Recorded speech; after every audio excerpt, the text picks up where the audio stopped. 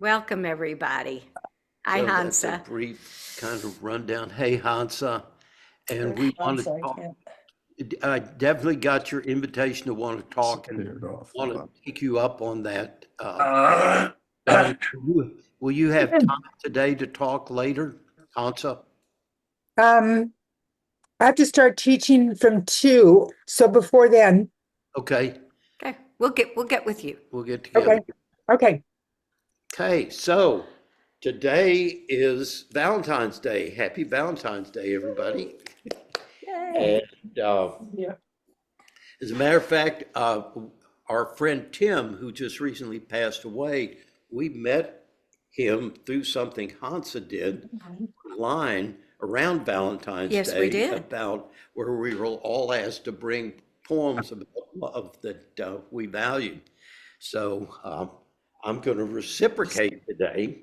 Oh, And today we're going to explore the difference between spiritual love and romantic love. And for spiritual teachers, this is probably the hardest distinction to make.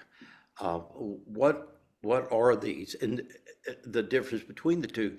Because the language is often very similar. It can be very ecstatic. It can be moving towards some kind of union. But when we turn to neuroscience, it becomes very clear that we're not in the same part of our brain. And that's what I love about neuroscience, is that we, with the advent of the functional MRI, we've been able to look into the brain in real time and Mute, see what Manel. it's doing, to see Mute. I'm muting. Thank you. what parts of the brain are being activated. So let's start with a poem by E. E. Cummings, who's one of Linnell's favorites. So for Valentine's Day, I picked this for her. E. E. Cummings, by the way, was the son of a Unitarian minister from the uh, Wisconsin area. And one of his relatives actually officiated at my ordination in Chicago. This is called I Carry Your Heart With Me. I carry your heart with me. I carry it in my heart. I'm never without it. Anywhere I go, my dear, and whatever is done by me, is your doing, my darling. I fear no fate, for you are my fate, my sweet. I want no world, for beautiful you are, my world, my true. And it is you are whatever the moon has always meant, and whatever a sun will always sing is you. And here's the deepest secret nobody knows. Here's the root of the root and the bud of the bud, and the sky of a tree called life, which grows higher than the soul can hope or the mind can hide. And this is the wonder that's keeping the stars apart. I carry your heart. I carry it in my heart. So let's shift from that, what noble sentiments, what a clear and beautiful expression of depth of meaning and of a union. I'm carrying your heart in my heart. What I do has its origins in you and your heart. But then we run into the spiritual teachers. So Rumi, who's one of my favorite heart teachers, says this: out beyond ideas of wrongdoing and right doing, there's a field. I'll meet you there. When the soul lies down in that grass, the world is too full to talk about. Ideas, language, even the phrase each other doesn't make any sense. This moment, this love comes to rest in me, many beings in one being, in one wheat grain, 1,000 sheaf stacks, inside the needle's eye, a turning of night stars. Something opens our wings, something makes boredom and hurt disappear. Someone fills the cup in front of us and we taste only emptiness. Essence is emptiness. Everything else is accidental. Essence is emptiness. Everything else is accidental. In this world of trickery, emptiness is what your soul wants. Okay? So here, one guy's carrying his lover's heart in his heart. Now, all of a sudden, Rumi's saying we should have emptiness.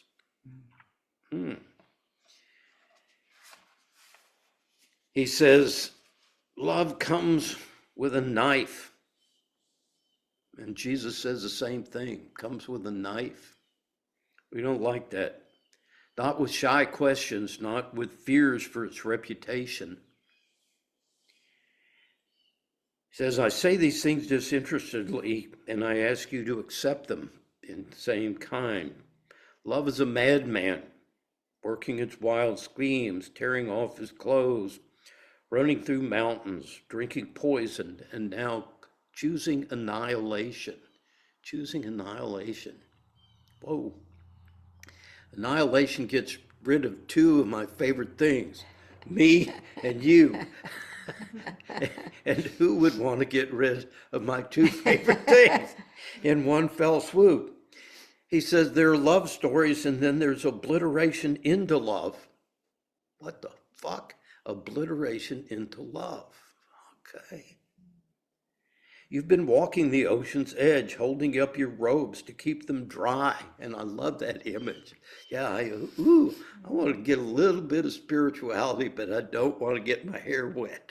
Okay, so ego wants to keep control of this thing. And he's saying, no, not going to happen. You must dive naked under and deeper, under 1,000 times deeper, for love flows down. The ground submits to the sky and suffers what comes. I love that. Tell me, is the earth worth it for giving in like that? What does the earth lose by submitting to the sky? What does the earth lose in giving in to the ocean? Don't put blankets over the drum, open completely.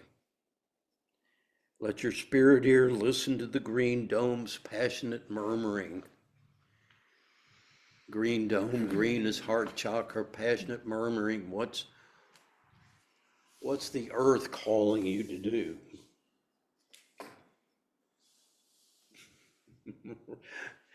Yeah, Leanne's sitting here making upward fingers. So, what are the difference between these two parts of the brain? So what neuroscience tells us is that romantic love hits the dopamine reward system, that it's very much associated with the addiction centers of our brain, which is why there is love addiction. Men tend to get prone to sex addiction, women get prone to love addiction. And what it does is it hits the motivation centers, it hits the craving centers, hits the centers of intense pleasure. So we want more, and you can't get enough. Whereas spiritual union hits the prefrontal cortex, and that's what we're building when we meditate. These are the rational centers of the brain, interestingly enough. And they're the places where we transcend the confines of our egos, where we begin to let go of the ego. So when we're meditating, what we're doing is shifting from these passion-driven centers of the emotional brain into the self-regulatory parts of the brain in the prefrontal cortex, where we find compassion, where we find presence. Romantic love is an ancient cocktail of pleasure, craving, norepinephrine, which is arousal, and cortisol, which is not only stress, but also excitement. So that it fluctuates between ecstasy and anxiety. It's a very edgy state. Whereas spiritual union is more closely associated with serotonin and with oxytocin, which is the bonding hormone, and one which we just recently discovered, which is anandamide, And anandamide is the bliss hormone that gets released when you are meditating. So I hope you begin to see that in meditation, what we're doing is strengthening a capacity for a different kind of love than the love that we normally experience in between each other. In romantic love, it's the sympathetic nervous system, and it has those qualities of the racing heart, the sweaty palms, the anxiety about meeting each other, and all that kind of excitement. Whereas spiritual love is centered in the parasympathetic nervous system, the one that we're stimulating when we learn to self-regulate. Romantic love has an activation of the amygdala, and it actually deactivates the amygdala. So this is our fear center. The amygdala is your trauma center. So when you fall in love, one of the reasons it's so appealing is you don't feel traumatized anymore. You forget about your trauma. The danger in that is it makes you blind to all the faults of the person you're falling in love with, because none of the bells go off. That goes off after the romantic love begins to fade. So it seems to give you a clear pathway that later on begins to get you possibly into some danger. Whereas spiritual love is a movement from left brain to right brain, from the part that constructs our sense of a separate self to the part where there's an actual feeling of union, where there's less of a boundary between the self and the world. And that's what creates the sense of at oneness. Okay. So spiritual love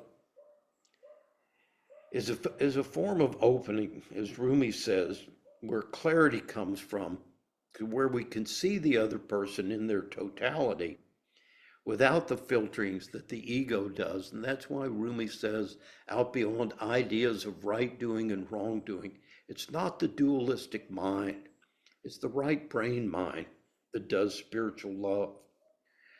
Romantic love seeks fulfillment through the other.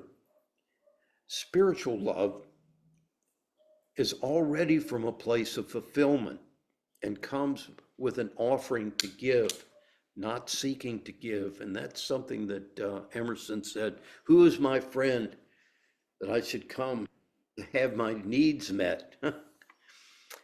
And many of us, particularly in therapy, you're here to meet my needs. Well, here are my expectations, blah, blah, blah, blah.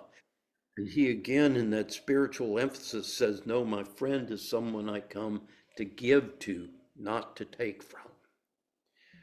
So Ram Dass probably put this most clearly in one of his early lectures. He said, we misunderstand the nature of love. He says, what does it mean when we say, I'm in love with you? He says, it means that when I'm with you, I go to the place in me that's love, and you go to the place in you that's love, and then we are in love with each other. Do you hear the difference? Do you hear the difference? And that assumes a certain spiritual maturity, a capacity to hold that space of being in love, not dependent on what the other person is doing, but dependent on my capacity to self-regulate and their capacity to self-regulate. That begins to open up the space where we feel that sense of at oneness. And he says the reason so much violence happens in the name of love is we make the mistake of seeing the other person as the source of that feeling. So it's like, you don't love me anymore. I don't feel like I felt when I first met you. You don't give me the things you gave me. I'm not getting what I was getting. The thrill is gone. I don't love you anymore. He said that was a mistake in the first place. He said they never gave you that feeling. You gave yourself permission to feel that feeling. And that's why the minute they don't embody what you need for you to feel that way, you can't sustain the love.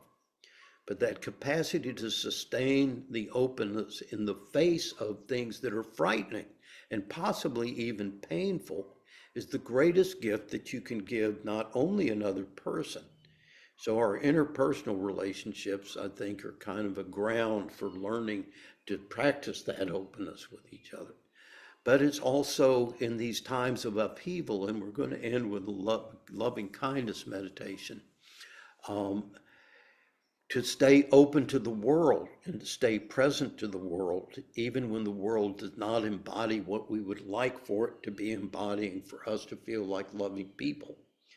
Someone once said, uh, why do Christians keep killing their enemies? And they said, because it's easier to kill them than it is to realize their failures at being able to love them. And I love that the violence comes because I can't love you because you threaten me. You threaten my ego, you threaten my stance in the world. And so it's easier to try to get you to change to be congruent with my worldview, or to just eliminate you, cancel you, do whatever it takes to get you out. So what I hope you're getting out of this is that these are some of the most fertile fields for practice. Where's my teaching aid? Okay, Leanne, could you grab it up there? So the heart is one of the most, here, thank you, is one of the most sensitive valves that we've got. And so here we are as children, wide open, loving everything, the plants, the little animals, every stranger we see. And then as we get wounded, so we go into our meditation, we open up, we're all like this. And as one monk said, after 10 years and getting ordained, he goes down to the village to be a guru, and someone bumps into him. He goes, God damn it, watch where you're going, fucking idiot. Heart closed, right out of the chute. So this is the thing we're learning to control. Open, close, expansion, contraction, opening back out in the heart chakra. So that's where we're going in our meditations today. So prepare yourself. All right.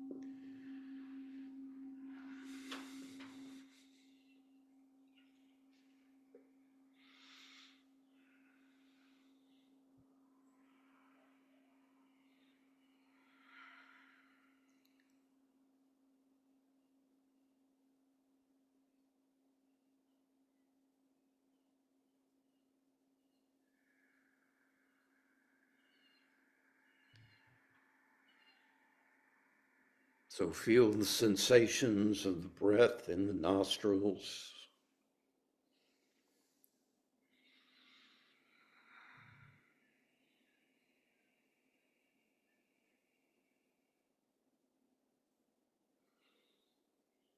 Not trying to create anything, but allowing yourself to become aware of the sensations that are always there.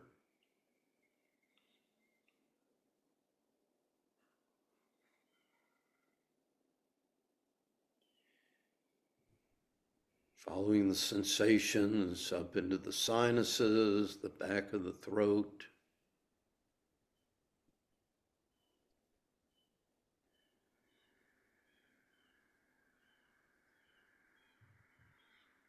Down into the area around the heart.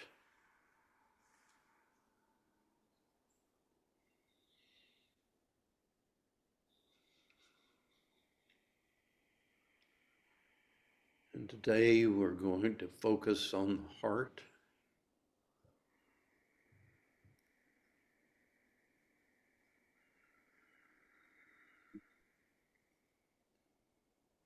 Becoming aware of all the contractions that we carry.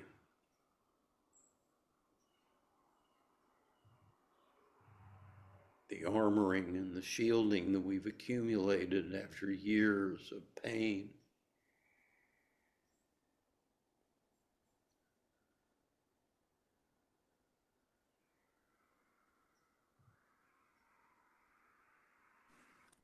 And as you breathe in, feel any difficulties in getting a full breath.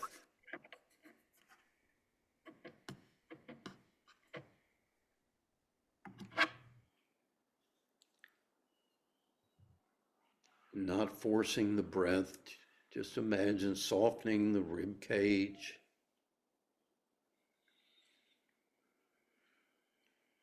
Remembering that the heart chakra has a spot in between the shoulder blades as well.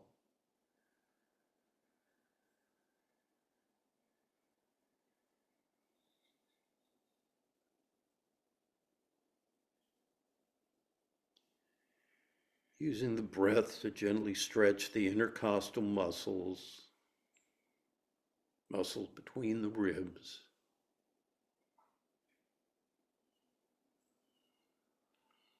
And as you exhale, see if you can feel the relief that comes in having created more space for the breath.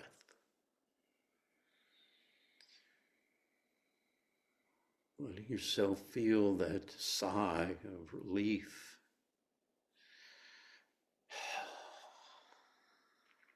Waiting to exhale. This is your moment.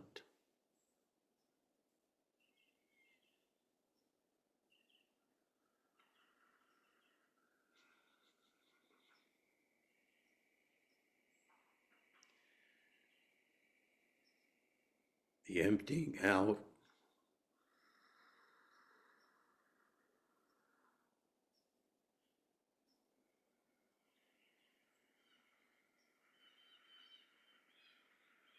Aware of the breath.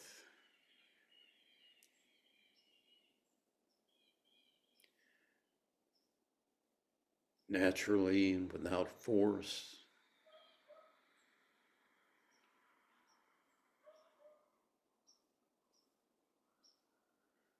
Gently softening, opening years of accumulated tension, resistance.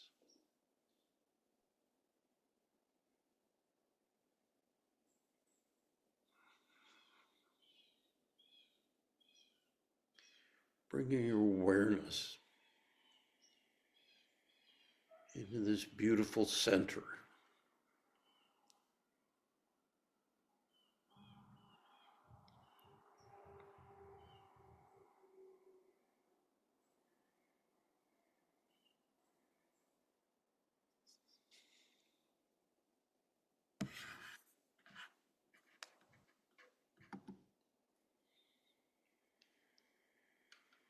And become aware of any pressure behind the breastbone.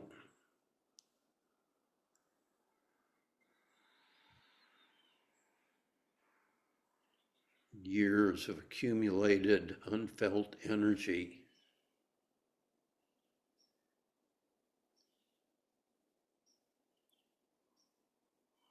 It's accumulated there, waiting to be processed, waiting to be acknowledged, felt and held and released.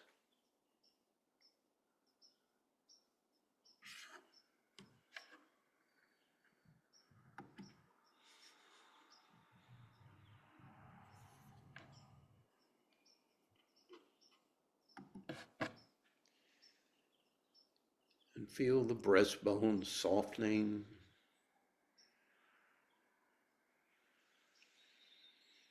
beginning to open to all these griefs, all these losses.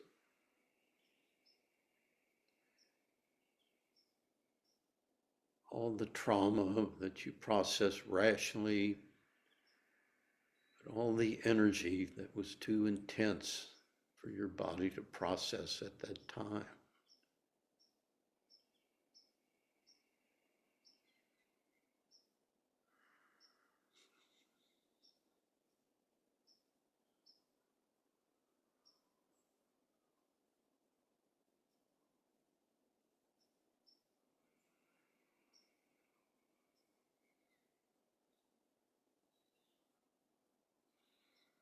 And become willing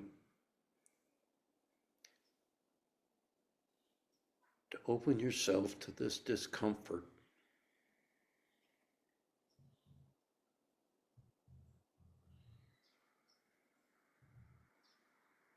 And if it helps you, you might want to visualize a loving presence,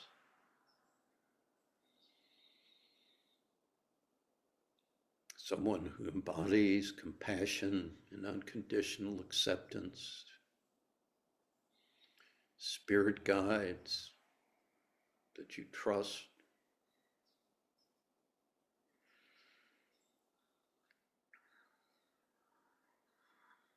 Invite them into this moment.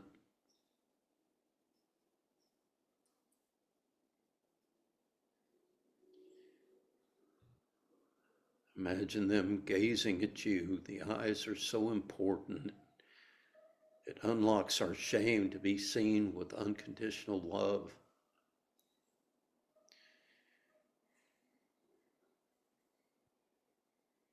The Epistle of John says we are able to love because he has loved us first. First I've known unconditional acceptance that unlocks the heart.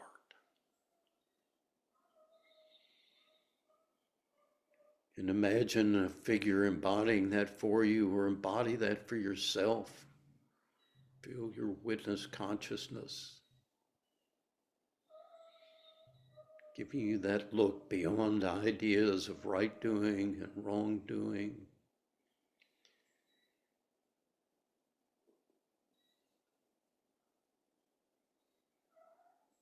Creating an atmosphere of unconditional acceptance and support.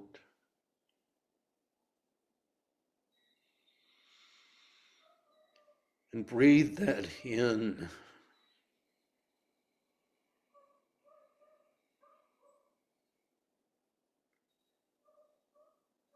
Soften to receive it.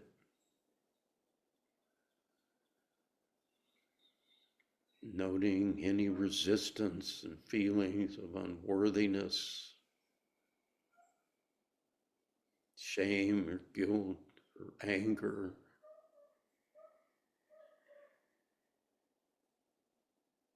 That want to block receiving it.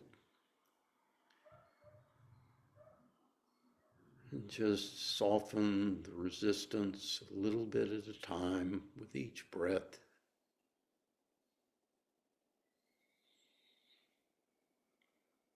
Allowing yourself to be loved, to receive love.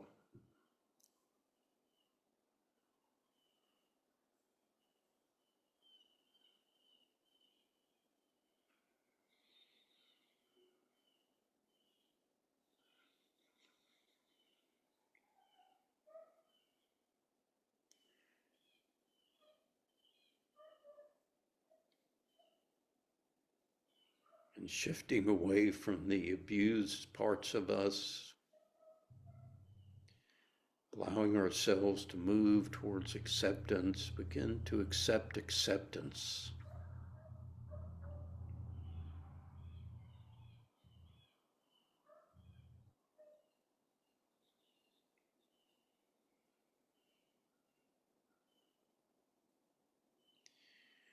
Breathing in the light, breathing in the healing.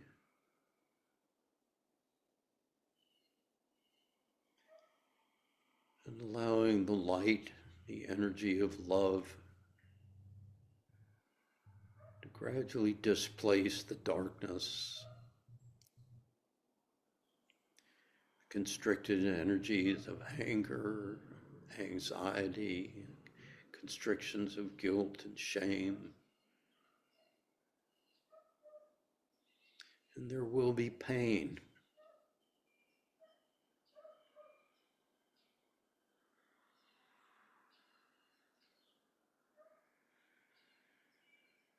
know that this pain is like labor pains or the pain of exercising. Nothing wrong with this pain. This is the pain of healing.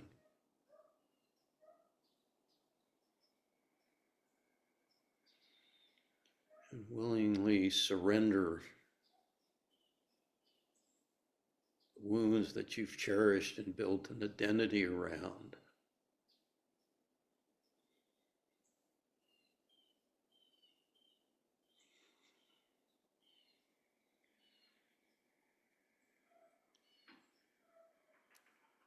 I'm not this pain. I'm not this sadness, this anger, this fear.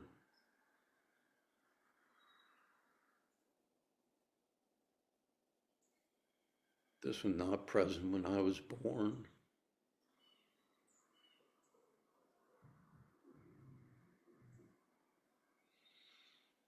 I can let it go.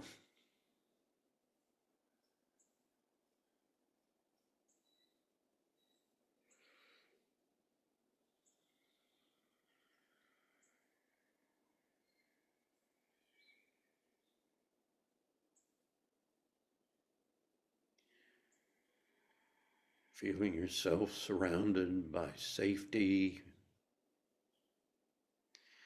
an atmosphere of unconditional love and acceptance.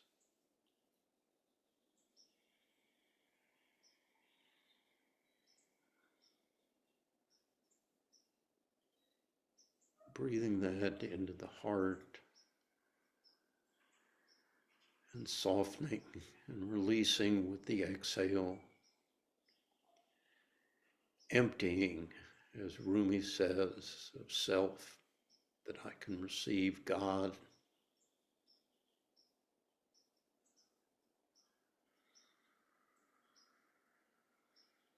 The blessings of life.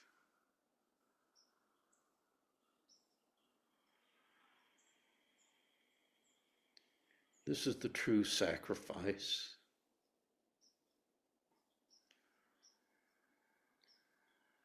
And the irony is you're giving away what's blocking you from being peaceful. It has no value.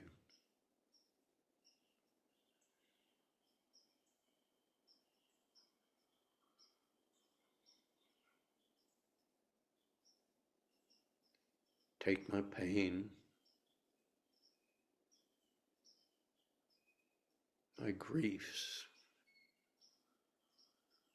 my disappointments, my frustrations,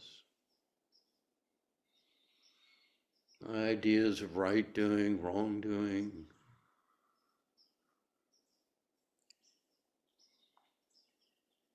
even my sense of self.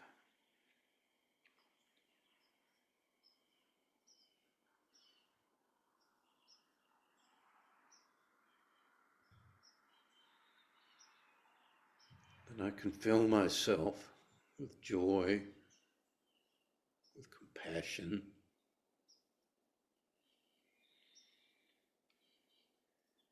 reconnecting with the spirit that's always been in the background. It slowly reveals itself as the heart begins to clear constricted energy.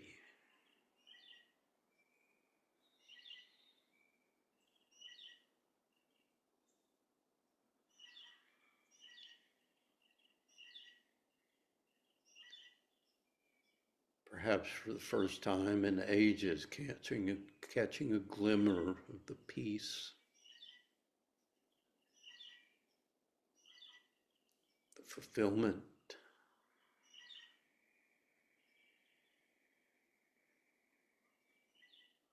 joy and love that's always present.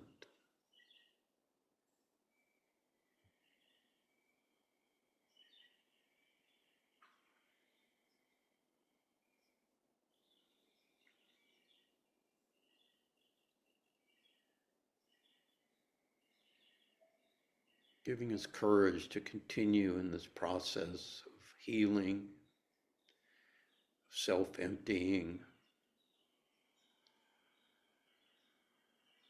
It's a way of discovering the self with a capital S.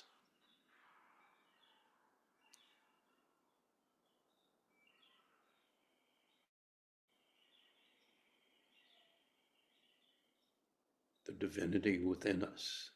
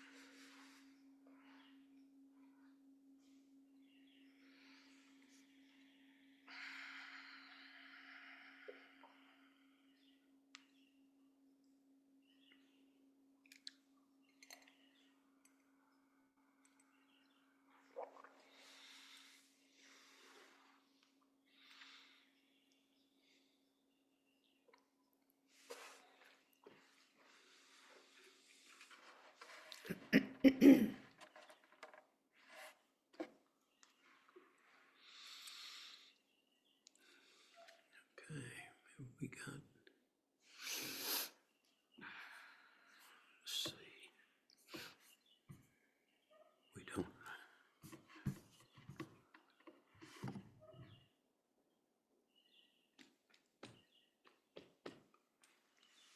okay.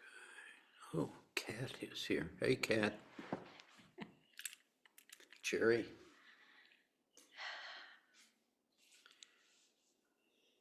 Brittany. Did you put down Brittany? Hey, Brittany. Where's Brittany? In here. Oh, hey, how are you? Hey, I slipped in right as y'all were starting. That was wonderful. Well, thank you, dear. All I'm glad you made it. Okay, questions, comments? Excuse me. I'm just dying. It's okay. We're all dying. Nothing to worry about. Oh, that's right. I forgot. Isn't it nice to have a spiritually oriented partner to keep reminding you the essential facts? What y'all got today? I'd like to thank myself. And in, in thanking myself, I'd like to thank all of you. And I ask you guys to thank yourselves for putting ourselves in a position to show up and then, you know, be willing to sit in some discomfort and and see what's on the other side of that. And you certainly have walked that walk, and your gratitude to yourself is well deserved. Yeah. I wanted to say something about birds. Yeah. About what? Courage. Whoa. Birds and unconditional love. Um, this came to me when you were speaking before meditation, Bart. Um, when we are watching close up these beautiful little birds that are so beautifully colored and so sort of innocent, and they just exist and they bring us pleasure, and it's an unconditional pleasure. They don't get mad at me when I forget to put more food out for them, or well, maybe they do get mad, but but I don't know that. And I think Bart, I think you said many months ago that bird watching stimulates our parasympathetic nervous systems. Okay. And if anybody ever wants to have your heart just filled with love and awe, go look at birds. If you don't have birds in your backyard or close by, there are a number of Instagram people you can follow who their Instagram feeds are all birds, and amazing birds. I mean, birds that are just you've never seen colors like that, and they're little and they're just spectacular, and it just fills your heart with love. Right. So when we begin to, and that's dead on, Channy, when I said we're able to love because he has loved us first. It's developing the eyes, as Jesus said, consider the beasts of the field, the lilies, they don't toil, they don't reap. He means consider them. Look, go out there. They're your allies to opening your heart up. So the first place my heart got open was out in nature, which is why I love the transcendentalists. And why we had Thoreau last week, because being out in the gospel of nature is a place where we experience the what I call the God the Father of the Trinity, the natural order that we emerge from. And being in those energies just very naturally regulates our nervous system. 6 minutes of bird song tells you the forest is clear of predators, and old primitive brain circuits just go, the color green sets us back towards ventral. The ocean, the negative ions in the mountains of the grounding energies, all these things are things that assist us in opening if we open to them. If we walk in and we're not seeing them, like science says, we sleepwalk through our day and we're not consciously present to receive that and breathe it in, we're wasting our time. So if I'm sitting there looking at the mountain, taking a picture and seeing who's looking at Facebook to see what I just posted, I mean, I might as well not be there, But yeah, it's out there. So that's God the Father. That's the first place in my spiritual trinity. Then God the Holy Spirit, I got through meditation. That's discovering that divinity within. And so we begin to feel that space, that opening, natural heart opening when we meditate. But it wasn't until I got into recovery that I figured out what y'all were for. Okay. And suddenly it dawned on me about 10 years into my recovery that the God in you is different from the God in me, which is why we say namaste. If I can begin to see that acceptance and that unconditional love in another person, that means the most to me, okay? That's a way of taking things in that is super precious. So, I forget, I think it was Paul Tillich who said, we have a capacity to accept what's unacceptable in each other. And we understand what it means to feel unacceptable in a way that a bird doesn't. We understand what it means to feel unworthy of the gift of life. I mean, what animal does that? What else in nature sets itself apart voluntarily and says, I'm unworthy, I'm unworthy? And so we really are a bridge back for each other into that acceptance. Yeah, I see that you did that. And God, that hurts. What you're doing really hurts. And you really don't have to do that on my account. I don't need that from you. That's the bridge back for us. Yeah. So nature, other people, the sacred energies are all around us, inviting us to open if we look for it. Channy, Channy, what you said immediately made me think of that line in the Wendell Berry poem. Yep. What, wild things do not tax their lives with forethought of grief. I'm so addicted to that line. And I just, I think that is, I think there's something about that essence that draws us to the awe of nature. God, that tree is so big, or the mountain, or wow, look how big that rhino is, or whatever it is. There's just something innately godlike about animals, birds, rhinos, anything.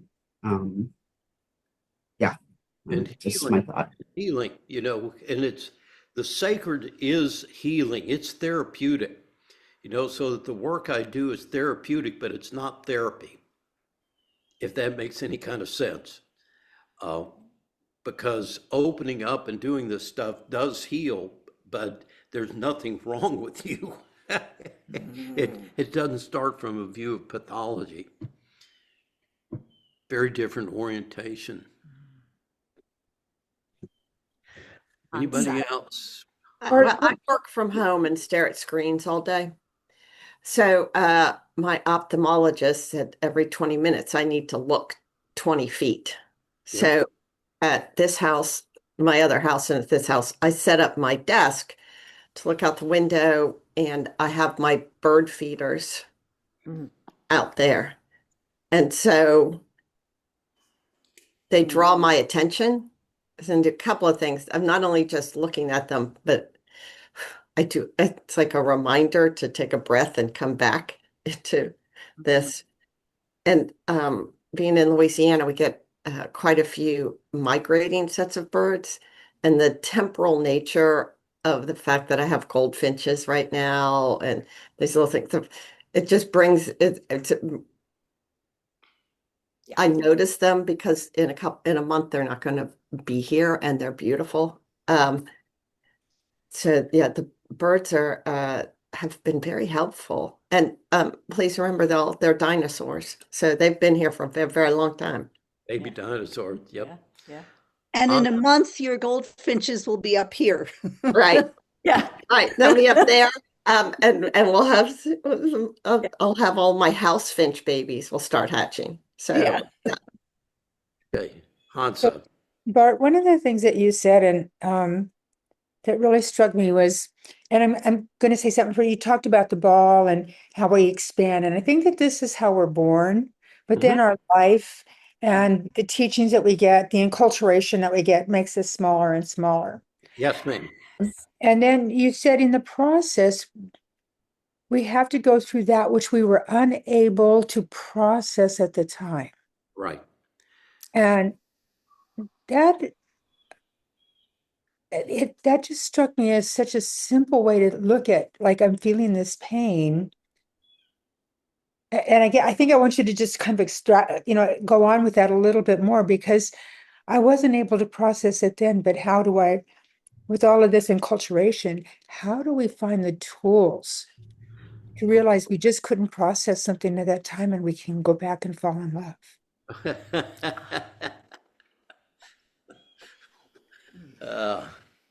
You just sent chills through my whole body. Okay, so the best description of that, Hansa, is in Ralph De La Rosa's book, The Monkey is the Messenger. Yeah, Where- read that. Where he talks about this whole process of shrinking. My book, by the way, is entitled Hardening and Softening. It's about how we spend the first half of our life hardening against the world, and then the second half softening and opening. But it's that the part of your brain that's traumatized. So this is where neuroscience is so essential. All your trauma gets stored in your amygdala, and it doesn't erase. So when people say, oh, get over it, let the past be the past, that's stupid, okay? Because if I could let my past be my past, I would, but my brain keeps dragging the corpse of my past into the present moment as if it was happening right now, okay? Now, over time, the amygdala, because it's looking for threat, only sees threat, so that our entire worldview gets shifted towards the fight or flight part of our brain. And we're living with a continual sense that I have to be on guard, I have to stay protected, or I'm going to suffer the kind of pain that I suffered as a child.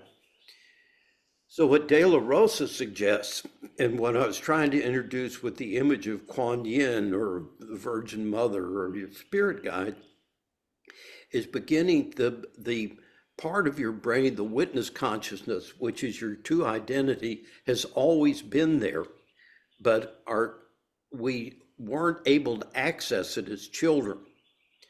All right. So now we can begin to bring the wounded part of us into the present moment awareness. So I'm taking the wounded part of my brain and reconnecting it with who I am today. So those wounded parts aren't aware of how well resourced you are.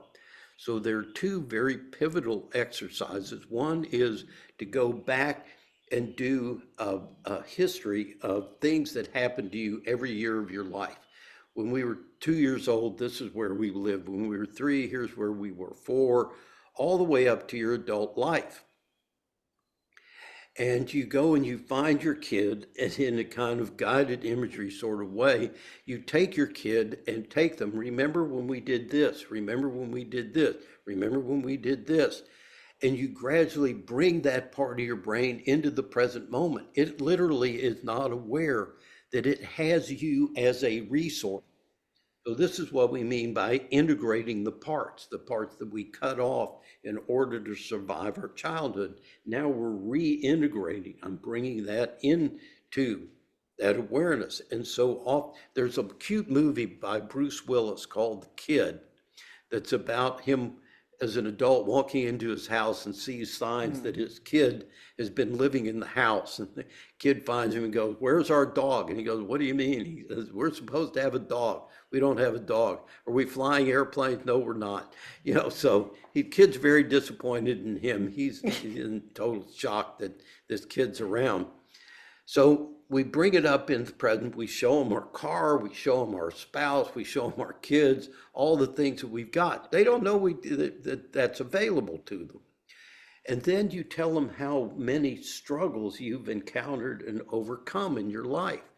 I got a college degree. I went through a divorce. I suffered the loss of a child. I moved. I have a job.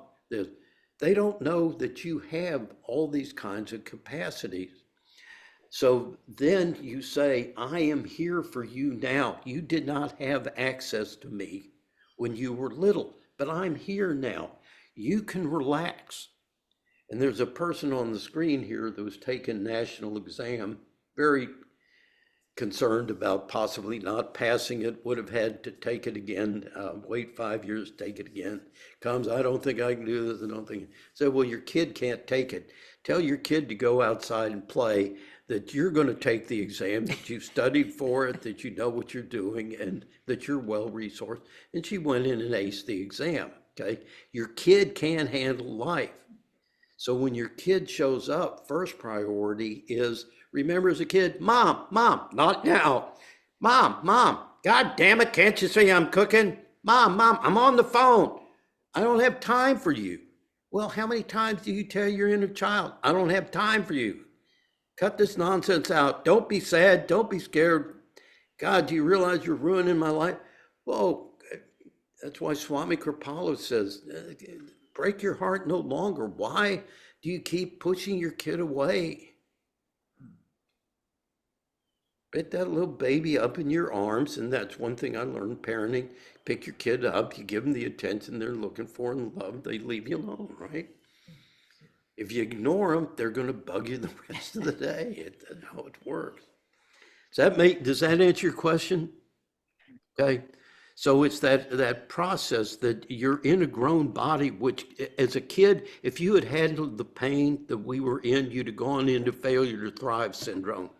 That's what it means. You could not integrate that pain. You were neurologically not equipped. But we're tough as nails. So it creates that paradox that you look on this screen, I guarantee you we're some of the most sensitive people in our culture. Okay. But we're also the toughest people in our culture. And how can I say that? It's because we survived that wounding with our sensitivities and we're still intact. How many of us have siblings who can't function, who lived in the same environment but lacked that spiritual strength to maintain some sense of continuity and coherence and openness to be able to survive? I mean, you're looking at people who were warriors before they ever got on the mat, if that makes sense.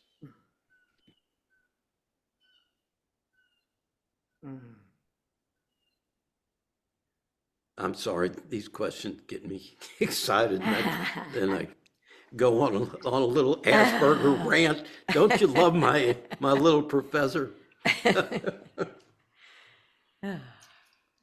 Be careful. Well, you got several reactions from the crowd that people were enjoying it. Okay, well, that's good. Yeah, it was a good summary, enlightening lesson again, the reminder again and again and again. Well, we need to zoom out, look at the big picture and see how these parts fit. Yeah. Repetition is the key to learning. And Left the kitchen 400 times, baby. You're learning it. Yeah. It's how we grow over and over. Any burning desire or burning bushes? Before we, Can you teach Figgy how to meditate? Because she paces and it really is, it's exhausting. for meditation, That is her. She's a walking She's meditator meditating. like me. she's walking. Pat keeps trying to say something here, Bart. Okay, sure. Thank you. I just wanted to, this is all coming together for me in such a beautiful way because I'm kind of an well, more than kind of, I'm a deeply analytical person and I'm, a busy brain, but I'm writing a memoir that's a really long look into a long life. But just the most recently thing that kind of ties in with today is that the things that in the past have annoyed me or caused me to react in a way that I thought I had the answer for how to fix someone or something, I've just stopped doing that and just asked myself, where's the love in this situation and how can I lead with that? And there was one incident that happened last week I just wanted to share quickly, but I go to several grocery stores, but there's one grocery store that has Hy-Vee. I don't know if you have that in your world, but there's a number of times I've seen a woman in complete disability in a stretcher, kind of on a big framework, right in the middle of all the fruits and vegetables. And I thought, gosh, why does she get someone to put her there? And it's like there's so much traffic, there's cold air coming in. Anyway, I stopped and talked to her.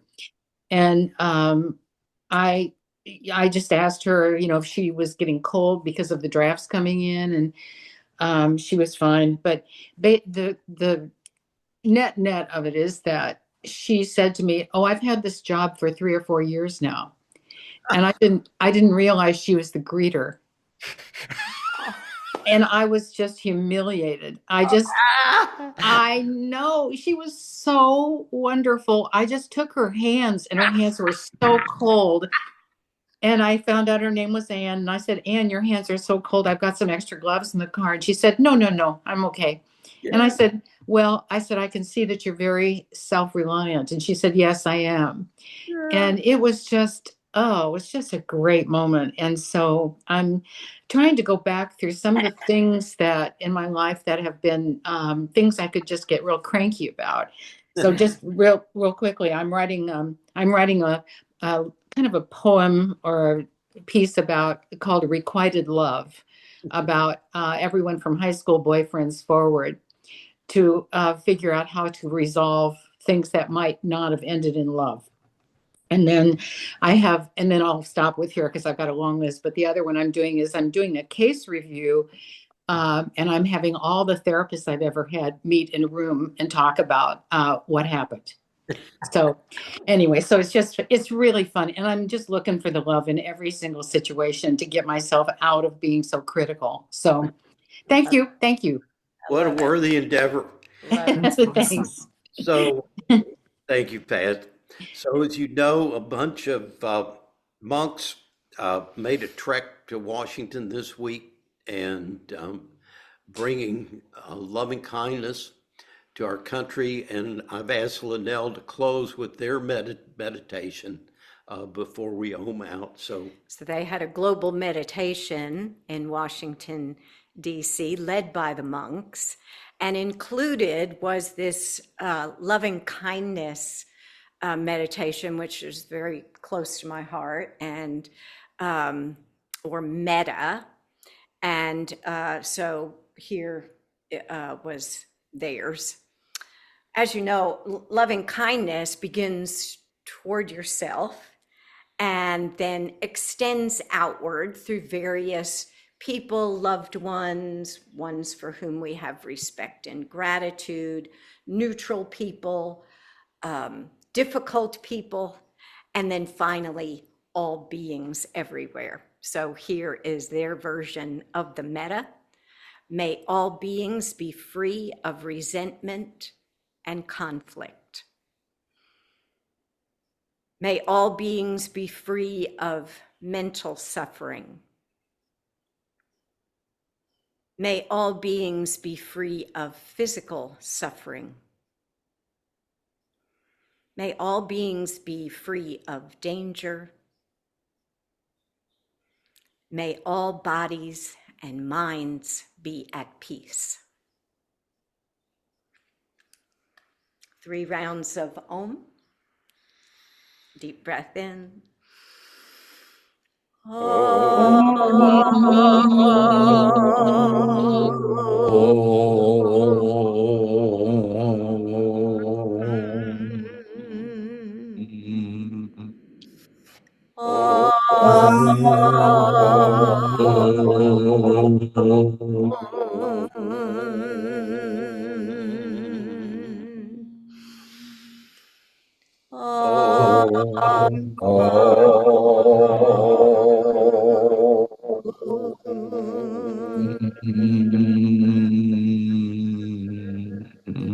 Wow. Wow. Shreveport thing, Shreveport people, join me at the corner of Cresswell and Herndon. On Sunday is the Mardi Gras parade starting around 2:00. Yeah, somewhere around there. Okay, so bring a dish to share. We do a potluck, and welcome to attend. We're going to be there and my kids. So feel free to join us. Any of the rest of you here in town, look us up. Yeah. Yeah, and I'll be at Cresswell and Rutherford. Cool. I've And I've so met Bart, you guys. that means you won't be doing the Sunday thing? Yeah, no Sunday. No Sunday meditation. No Sunday So meditation. that's the reason we're going to the Mardi Gras. It is the last season of last weekend of Carnival, everybody. Party on. Ash Wednesday is Have a next good Wednesday. weekend, everybody. I love Lunar you. New Year. So it's a Love you big all. week. Big week. New Year. Bye, everyone. Love you. Yeah. Bye-bye. Thank Thank you. you. Thank you so much. Bye-bye. Thank you. Thanks.